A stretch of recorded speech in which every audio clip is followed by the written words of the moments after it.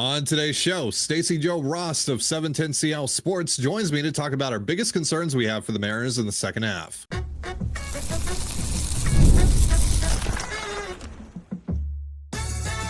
You are Locked On Mariners, your daily Seattle Mariners podcast, part of the Locked On Podcast Network, your team every day. Ahoy, sailors. It is Wednesday, July 16th, 2025. This is Tony Gonzalez for the Locked On Mariners podcast, part of the Locked On Podcast Network, your team every day. As always, if you want to hear from me and my co-host Colby even more and help support the show, you can check out our Patreon. All you have to do to check that out is click the link in the description of this episode. Really excited to have Stacy Jo Rost of 710CL Sports on the show today. We talk about our biggest concerns with the Mariners, what we want to see them do at the deadline, Cal Raleigh's insane year, all that good stuff. Really fun conversation. So let's get into it. Pleased to welcome for the first time co-host of Bump and Stacy every day from 10 a.m. to 2 p.m. on 17 Seattle Sports, Stacy Jo Rost. Thanks so much for hopping on, Stacy. Appreciate it. Happy to be here. I'm excited. So I invited you to come on the show Thursday night after that terrible loss to the Yankees, and after I tweeted the Mariners should sell at the deadline. You didn't agree with that. So we talked about it. My take was a little harsh too, though, where I was like, I fired back quickly, where I was like, this is a loser mentality. It's cool. So we talked about, and honestly, I agree with you. It was a loser mentality, but we talked about it a little bit, both publicly and then privately, and then the Mariners went on to just have the most perfect last 4 days, which is great, by the way. Like I'd obviously rather be completely wrong and have my favorite basall team be good than you should do it every time. Like before this series, Houston, you should be like, they're gonna get smoked. Oh, I told my co-host Colby, I was like, I'm just gonna lean into the bet. This is what's best for the team. And honestly, if they win the World Series, I demand a ring. You should take credit. Yeah, absolutely. But this is also been kind of well overdue, because you and I have been following each other for a while now on social media. I've told you in the past how much I really like what you do.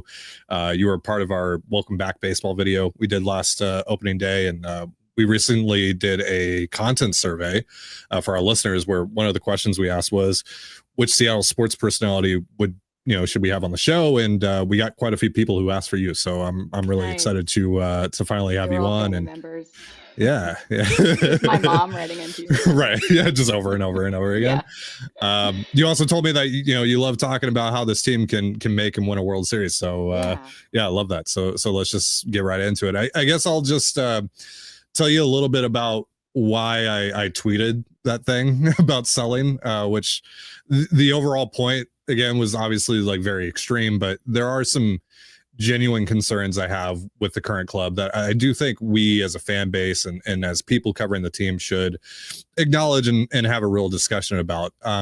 It really just comes down to, Cal Raleigh's having probably the greatest catcher season of all time.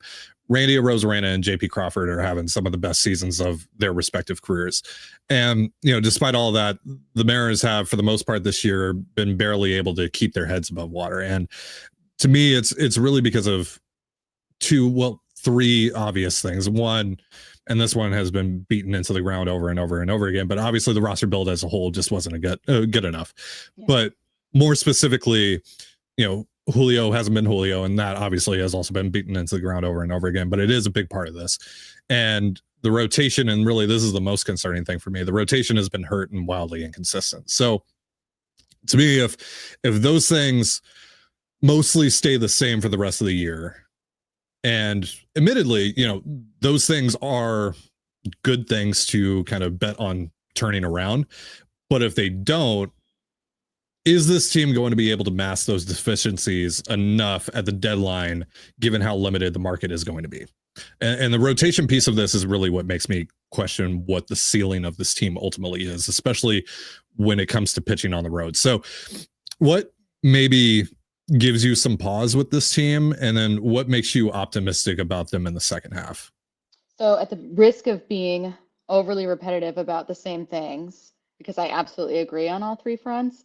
I'll say two players in particular, or rather, sometimes when you get into those like black holes of the lineup, I get a little bit nervous. And one of the conversations we started having when it became very clear that Cal was kind of like not turning back was, okay, well, who else are you going to have? Because especially as he enters into this second half, I don't even think they've been truly like, I don't think we've seen a version where Cal's getting, they're pitching around him. He's having a really hard time. Like, I think it will become more difficult where you're getting maybe a couple pitches a game that are actually quality pitches, if that.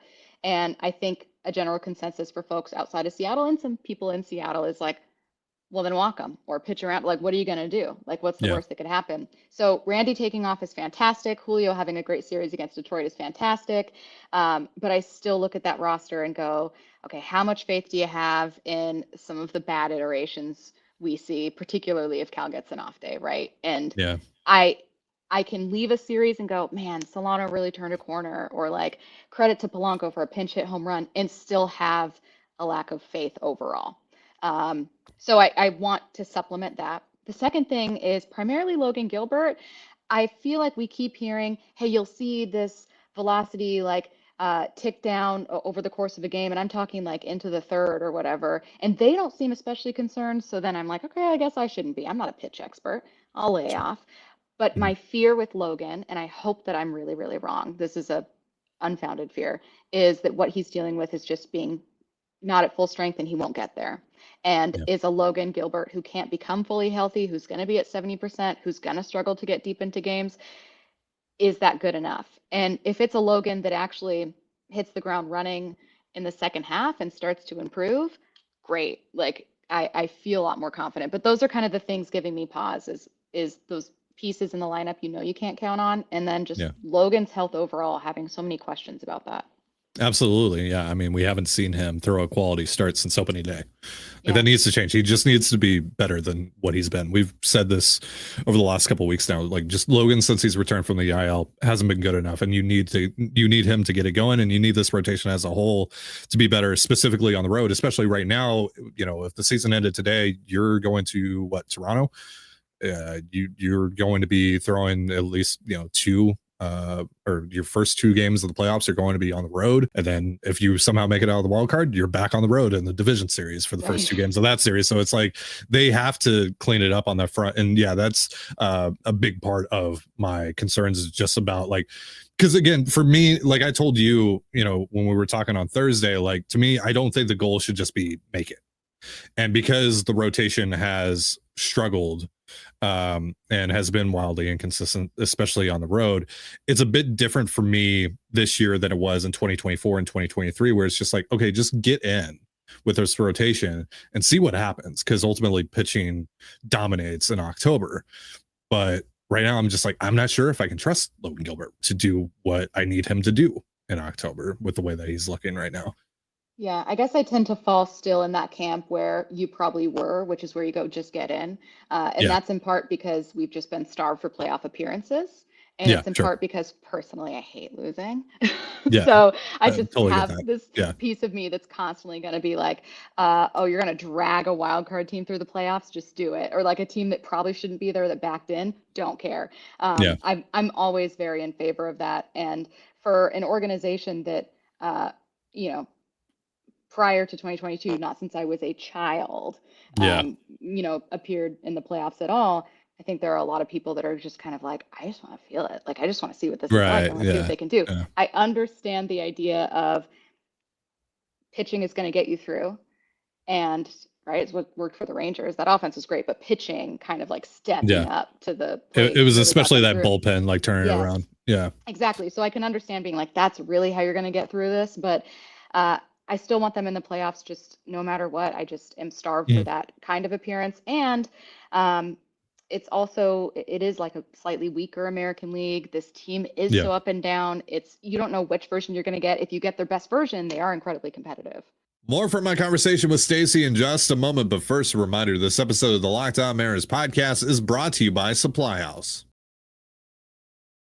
Get the supplies you need from the site made for the skilled trades, Supply House. Whether you're in plumbing, HVAC, or electrical work, Supply House is a reliable way to order products online.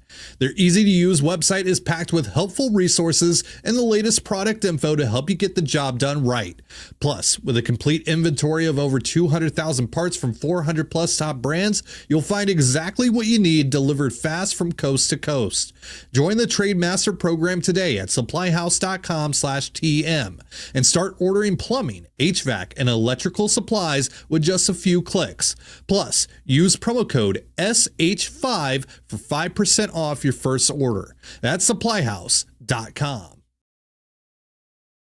Jerry and Justin have been very aggressive at the deadline. You know, they got the best pitcher that moved in 2022. They got one of the best hitters, if not the best hitter that moved last year. But they've been, you know, up to this point, unwilling to go all in on high profile rentals. And this kind of ties back to another one of my concerns really with this team. And, you know, unless there's someone getting traded that none of us expect, high profile rentals are really going to be their only true path to making meaningful upgrades on the roster. So I think we're all in agreement on what they should do here. They should be willing to pay the price it'll take to get those guys, especially with how deep the farm system is now, especially after Sunday and yesterday. But the real question is, do you think they actually will do that? I would normally say no. Mhm. I think that there is probably more public pressure on Jerry heading into this season, and certainly if they start to really falter than there has ever been. I think it started with obviously that collapse going from that 10-game lead to missing the playoffs, and pressure really mounted. It was already existing from the 54% comment, which he's just never going to run away from. It's unfortunate, but it is what it is. I don't remember there being kind of a groundswell of like really angry, frustrated people. And it's not that people weren't frustrated that they were missing the playoffs, but I just think we consume media differently and we talk about it differently. Right. So maybe additional pressure, that's a roundabout way to say, maybe there's pressure on Jerry that he just hasn't felt over the course of his career until the last couple seasons that might change some of that behavior. I hope it does. And it could also be a complete lack of options, right? Like, hey, sorry to break it to you, but choose one. If you aren't going to spend in free agency, if you aren't going to get a rental, what are you going to do? Wait until a great young player with club control becomes available for not a ton? That's never going to happen. Yeah, exactly. Yeah, it's just, you have to do what you have to do. The market is what it is. And right now, again, your farm system is the deepest it's ever been. Right. I mean, you added potentially 3, maybe even 4 new top 10 prospects over the weekend. Like, how many good prospects do you really need at the end of the day? So, so having watched this team for almost 100 games now, how would you rank their needs at the deadline? What do you want to see them go out and get the most? I love this question because the thing I struggle with most is figuring out where to put starter. So I would normally go corner infielder is number 1. In no particular order. It used to be first and third. Now I'm kind of liking the addition of a third baseman.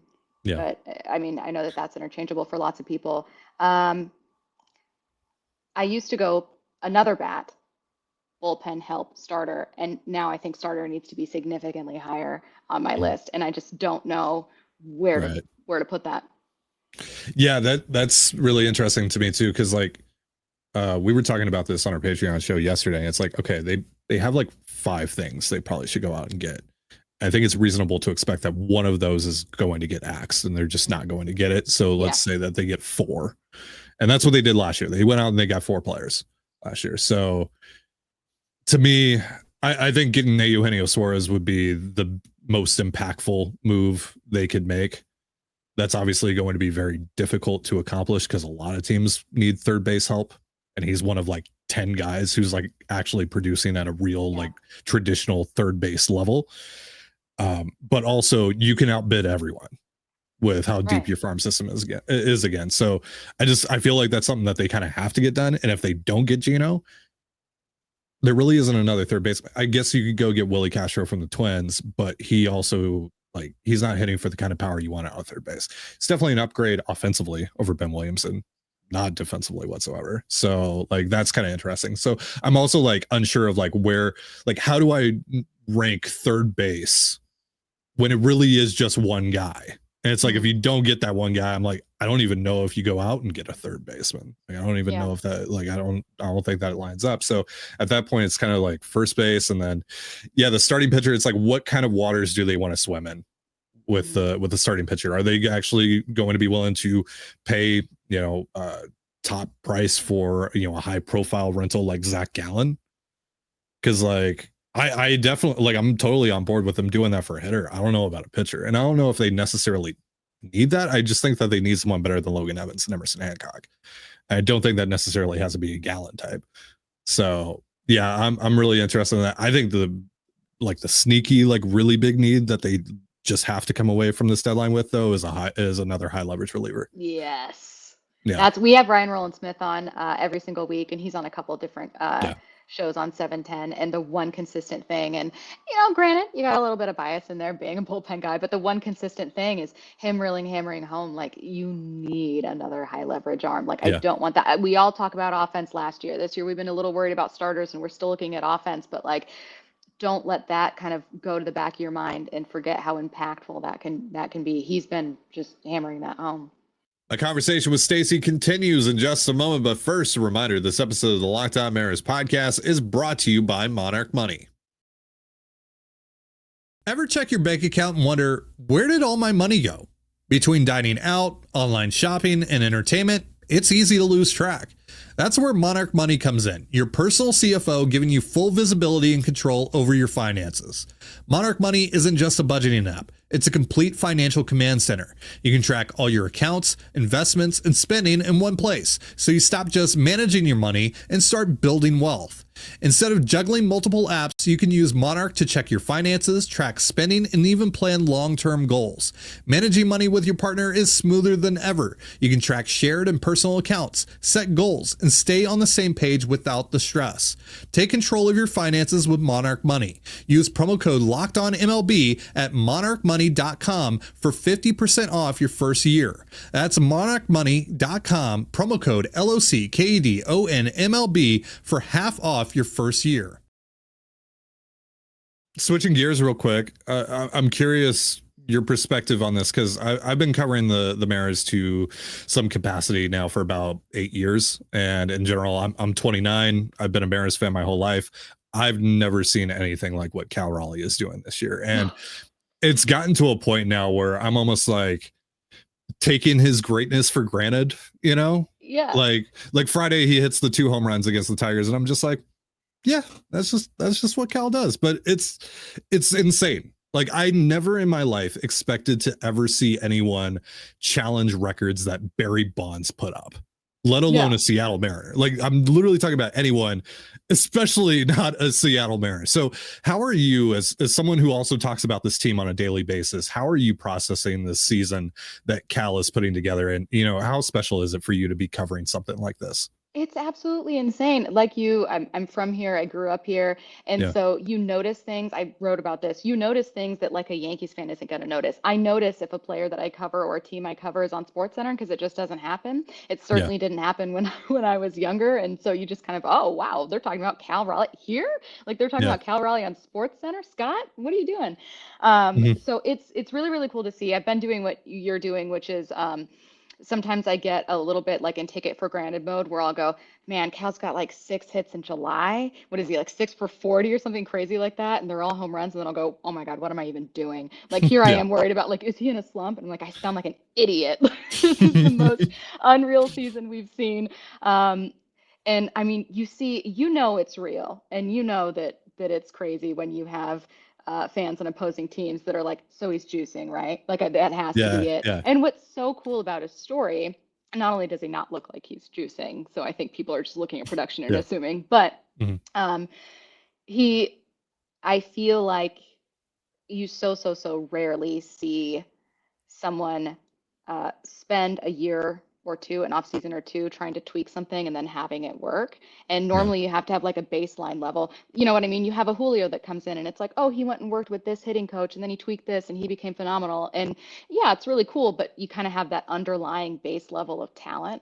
And Cal is a really exceptional story where maybe he had that underlying power, but like, if you don't have hit tools not a lot of people are going to be betting on you, because overwhelmingly that's kind of the case where like that doesn't get Yeah. sharpened and that doesn't become Mhm. such a weapon. So I don't know if it's like human willpower, if it's something that people just didn't see, if it's a season from him that we truly will never see again. And by that, I don't mean like, uh, obviously he'll not hit 38 home runs before the All-Star break next year, but um, if he goes down to 34 home runs next year, that's still a phenomenal year from your Yeah. catcher. Yeah. So I think that there is a bit of this that's like a once in a lifetime and maybe once in Cal's lifetime kind of season that's just Mhm. exceptionally cool. Though I do think there is a genuine, very sincere, massive step forward that he took as a hitter that will stick Yeah, around. Like I think he has a for different sure. confidence at the plate. You've seen him change his stance and his balance, and I Yeah. think that's real and that's sticking around. Yeah, absolutely. I remember when he was on with Mike and Brock this spring, and just hearing him talk about like how, yeah, there's definitely things that I can work on, and I'm like, what are you talking about? You're already the best catcher in the league. Like, Right? what are we doing?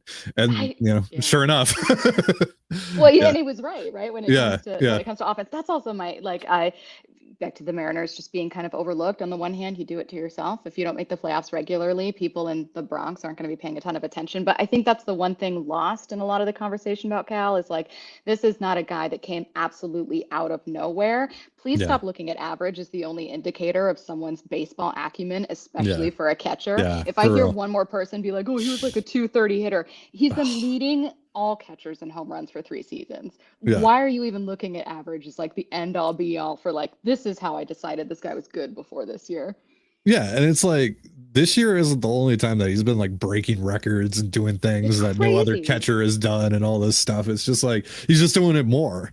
And to your point earlier, like, yeah, it is pretty surreal, like seeing the attention that he's been getting nationally, seeing kind of the star of Big Dumper grow. Like today, like after the Derby, for those that are watching, we're recording this Tuesday night. But like after the Derby and seeing just like clips of random news stations across the nation talking about Big Dumper and all this stuff. It with Julio, it felt natural. It felt like that was just going to happen. Julio is going to be a Yeah. star. That's just what it is. Cal always kind of felt like our little secret. He was a Hmm. cult hero, and now we're seeing him blossom into like he's been the face of the All-Star week. Like Yeah. he's been there like front and center with Otani and Judge and them, and it's like my Cal Raleigh, my Big Dumper, like that's crazy. So yeah, it's just like it feels different compared to like when Julio blew up, because like for Julio it was really that Derby in Los Angeles where it just exploded and you saw like Steph Curry talking about him and all that stuff. Hmm. But with Cal, it's just been like, I don't know, the last couple months, really like when Mina Kimes had him on Hmm. ESPN. And then he's been going around and making the rounds on all these different podcasts and stuff. Like he's become like America's catcher, which funny Well, enough, yeah, he's it's sorry. so Go weird ahead. also because Shannon Drayer does this weekly show with him, and she's obviously Yeah. covered his entire career clearly. And Mhm. I was like, oh, how are those conversations? And how's that going? And she's not the only person who said this. This is like well known about him, but multiple people in us asking about this have also said, oh, he used to be like painfully shy. Like he was Yeah. incredibly quiet, hard to get a word out of Yeah. him. And knowing that that's who he was even a few years ago, it's very interesting Yeah. to see like how well he's adapted to it, because he seems very calm under pressure. And I think Yeah. um, it's I don't know, I'm always really fascinated by people who even into their 20s or 30s manage to change big parts of themselves or have these things in them that they can Mhm. still do. And I think we write this is going to seem way too meta for everything we're talking about, but it's true. Sure. I think we write people off often as like, this is who this person is. And it's like people can always learn and adapt and change when they need to. Yeah. And it's a roundabout way of saying I think that's what Cal's been doing for the last 2 seasons at least, is like, this is someone that was incredibly quiet. Well, now he's talking in front of a camera. And it's not that he suddenly became the most extroverted person on the planet. It's that he is really calm under pressure, and that's what makes for a great athlete and also someone who can do interviews. So those skills Yeah. are transferable. Yeah. We had wondered like how marketable is Cal going to be? Like if this thing actually really takes off, and the answer is very. Like Yeah. he's like really like owned it and grown Yeah. into it. And kind It's of kind of to your funny. point too, like I've like my favorite thing about it is like how he's kind of come around on the Big Dumper name in general. I'll tell you a story. So I live in Toronto, so I go to every time the Mariners are here. I'm there. 2022, when they were here in the regular season, not in the playoffs. In the regular season, it's like in May. I sat out in right field before they did the renovations. So the bullpen is underneath the right field seats, so you can look down into the bullpen. And so he's warming up with Logan, and I just so happened to be sitting next to a Mariner fan, and so he wanted Cal to throw him a ball. I was like, well, hey, Jared Kelenic calls him Big Dumper. This is before like this like started going around. This was like, yeah, very, very early on. It's like he calls him Big Dumper. I was like, maybe just like yell Big Dumper at him and see what happens. And so he's like, hey, Big Dumper. And I remember looking over and seeing Cal just look absolutely horrified. Like I remember him looking up and be like, and then he went like back and catching it. Yeah. No. And I still wonder to this day if that was like the first time ever a fan called him that at a stadium. Man, maybe you saw the birth of something. Yeah, for real. You started it. It's your fault. Yeah. So I've loved seeing him kind of come around on it, and seeing his mom kind of come around on it still, even though like I still think she hates it, but yeah. It's not the nickname you'd ideally choose for yourself, but it ends up working. Like it's clever, it's marketable, it's sticking, as all nicknames do, good or bad. Like sometimes it's, the nickname chooses you and it just doesn't go anywhere. So my favorite thing about all of this lately, though, has been seeing Yankees fans crash out about Cal, even though they swear up and down that it shouldn't even be a conversation about who the MVP is this year. Like during the Derby, there's people saying MLB is rigging it for Cal. And I even saw someone who said MLB is going to rig the World Series so it's Raleigh and Otani. And I'm like, clock us. I hope so. It'd be the first time ever. I hope they're doing that. I think, what I think it is I think people sometimes make up arguments and then fight with those arguments. And I think that's what's happening with a lot of Yankees fans, is like they're fighting with a take that literally no one has. No one on this planet is saying Cal is like better than Otani. Cal will absolutely win, that he's the runaway favorite. Otani Judge overwhelmingly is the favorite, not just in Vegas, but for most baseball fans. No one's taking away from his season. He is insanely talented. I think that the story itself isn't Cal being a runaway favorite. It's Cal entering the conversation despite Aaron Judge doing Barry Bonds things. That's what people are talking about, and Yankees fans are just having none of it. To me, it's like Mariners fans are over here like, Cal is having the greatest catcher season of all time, but Judge is probably going to win the MVP. And then Yankees fans are like, Cal isn't that good. It's like sick. Yeah, sure. Like that, fine. Like I'm not arguing with you. Oh God. Yeah, it's been hilarious. It kind of reminds me of Astros fans and how much they're like, we're not worried about you, but also like here's this and this and this and this. Oh, my favorite are the insults about like, why don't you make it to the playoffs? And it's like, you think that hurts? You think Mariners fans aren't already like born into the darkness? What are you talking about? Like nothing in an opposing team's fan base can say would hurt me. Like, you got to go so deep to hurt a Mariners fan. You got to talk about like, remember when you used your number 3 overall pick, or like, remember Justin Ackley, and then that will hurt. Remember when you took Jeff Clement over Troy Tulowitzki, and I'm like, you got to do research before you can hurt a Mariners fan. Well, thank you so much for your time, Stacy. I really appreciate it. It was great to finally get the chance to chat with you, and I would love to do it again sometime. And we'll see what happens with this club here in the next couple of weeks. Yeah, thanks so much for having me on. It was fun. All right, that is going to do it for our show. Thank you again to Stacy Jo Rost for joining me today, and thank you so much for joining me here on the Locked On Mariners podcast. I've been your host, Tiding Gonzalez. Be sure to give us a follow on Twitter at @LO_Mariners. You can follow me at Tiding Gonzalez and my co-host Colby at CPAT11. That's CPAT11.